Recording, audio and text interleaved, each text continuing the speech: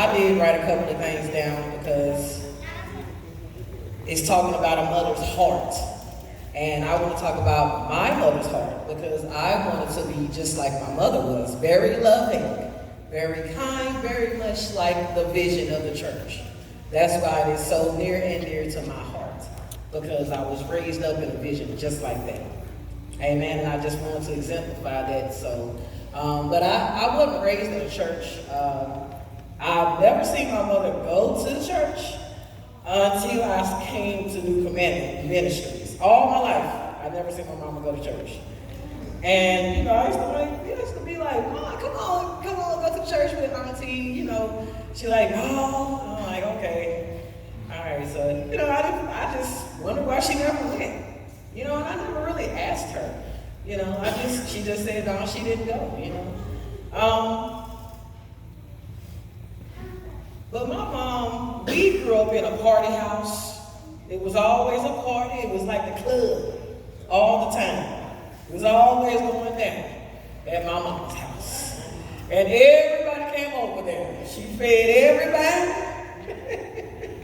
She would always feed people, take people in. You know, like I said, it was much like the vision, but it was a party.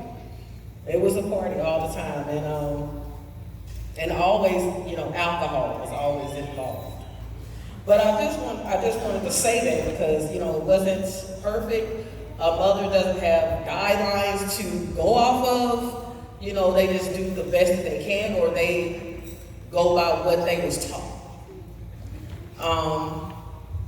So I just wanted to talk about, it just weighed on me, you know, with my mother, because I love my mama. I'm a daddy's girl too, but I love my mama. You know, and my mama got 7 kids. I guess I'm the middle child. But this is how I felt about my mother's heart. And I think I take on the things that my mom has. That's why I have so much love. I can love the unlovable. I can love people who done broke my heart plenty of times. I can just love. But it's just that godly love that I have. And I'm grateful for that. So that's why I can just still love you in spite of how you treat me. It don't matter. I'm still gonna love. But I had to learn about love and all that through the church and in the Lord as I got older, because I didn't get it when I was a kid. I didn't get none of that church stuff like that. I didn't understand it until I started coming in 2014. But a mother's heart, and I was grown, so a mother's heart is tender, kind, unconditional. The love is unexplainable. It's safe. It's warm. It's the only way I can describe my mother's love. It is the closest to God's love that it can be. That it's as closest as God's love. And some people don't feel like that because they didn't have their mothers, but that's how I felt. My mother was. It's like godly love. It's a relationship that's unbreakable. It's real. It's natural. It's nurturing, compassionate, yet firm, but not firm to where it's breaking you, to where you're broken. So my mother, she, you know, she wasn't, I didn't get whoopings all the time. But my daddy, he didn't play. I have a good father. He's still living too. But the love, in spite of everything, we always moved place to place. We was always going to different schools. But the love that she taught us, the love that she gave us, the love that she said, don't put your family before nobody else, your family comes first. You know, don't put no man in front of your kids. You know, just that's how she taught us. But I never seen her go to church, but she had all the characteristics of Christ. She had all the characteristics of Christ. And of course, me learning on this journey, we are the church. Now it's good to be in the presence of God. You know me, I like to show up, I like to come. But she, like I said, she never came. She never came to church. So, but she exemplified a lot of characteristics of Christ. And that's what I wanted. I wanted that. So I wasn't the best mother. I did as good as I could. I was a single mother. My daughter will be 24 this year. And I didn't get it right all the time. I was like that cactus over there. I was really hard on her. Like growing up, I was really hard on her because I didn't want her to get, experience the things that I've experienced. I was out in the streets. I was doing all street stuff. I just was disobedient. I didn't want to go to school. I didn't want to do anything. Nobody told me. I couldn't stand authority. But I thank God for my journey.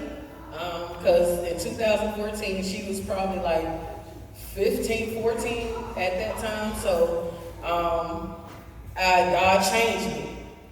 He changed me and he bettered my position as a mother. Because I was always leaving, running the streets, running around, running here, running around, go get some money, go get this, go get that. I was never home. So a lot of people be like, well, you don't want to go nowhere. I guess because I was always gone. I was always gone. Always. I never stayed at home a lot, But the Bible tells us that the children should be trained up in the way that they should go. And they will never depart from it. So I prayed that I raise my daughter up in a way that she should go. Because she did come to this church. People who've been around for a while that know my daughter, that she has been with the Commandment Ministry. She is saved, but she is a teenager. And I do have guidelines and I have boundaries at home. So if she follow them, or either she can go.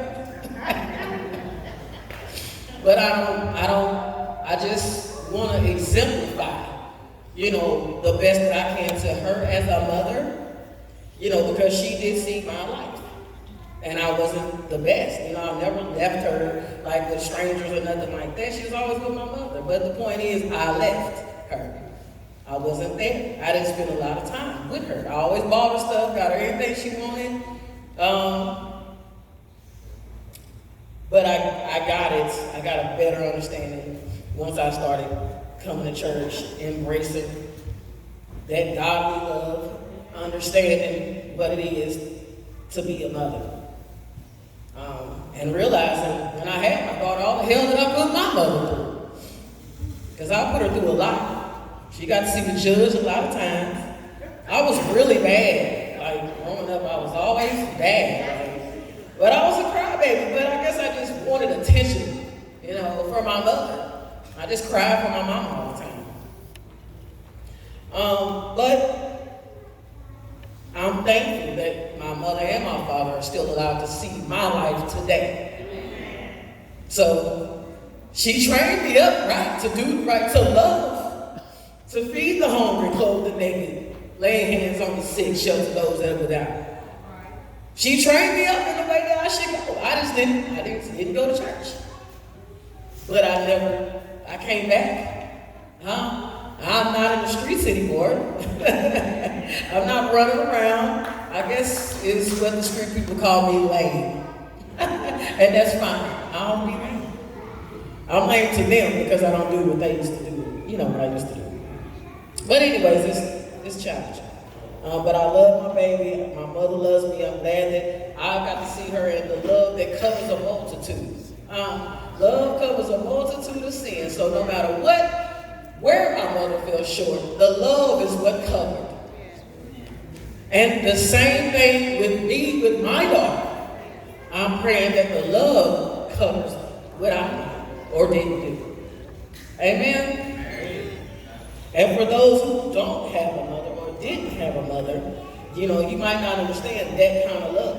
And that's okay. But the Bible tells us, when your mother and father forsake you, then he will take you up as his own.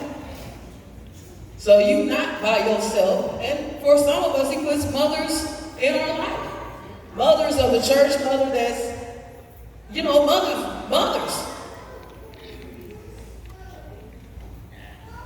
Sabrina, Michelle, a lot of women in here are mothers to some of the ladies in here, or the men in here. So you're not by yourself. It's not, peaches and cream. It's not, no, like I said, a playbook to go by. But just do the best you can as a mother, regardless of your upbringing. Hold on to those great things and read the word. Pray about those things. Because God will fill that void that you don't have. My father and mother didn't live in the same, I can't remember anyway, but they're still married. But I can't remember them living in the same household. But my father never veered away from his responsibilities either. And unlike my life, her daddy did. But she has a stepfather. Amen. So I'm grateful that she can see our lives today. Because we was in the streets. Amen. So there's no playbook. So just do the best you can. And God put people in your life, that'll show you what a mother's heart consists of, and the love, that you maybe didn't get growing up. So, and I don't fault my mother for nothing, I'm grateful for her life. I'm grateful that she's still here, and she's outlived a lot of people. And she's had 10 strokes, amen, and she's still here. She can walk, talk, all day. I'm grateful. So, honor thy mother and thy father, and your days will be long. In spite of. So that's all I have for you. So thank you.